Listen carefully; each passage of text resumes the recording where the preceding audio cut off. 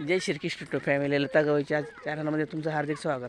हे बघा, हे सगळे आम्ही रनिंगला चाललो. हे सगळे लोक सगळे पोरं आर्मीमध्ये काय काय बनणार आहे तुम्ही?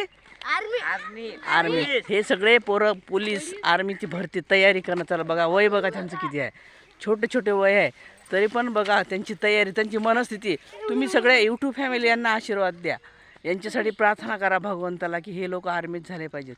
हे बघा काय काय आहे नाव तुमचे सांगा? प्रतीक, गणेश, विजय, ओम. हे बघा एवढे पोरं आहेत.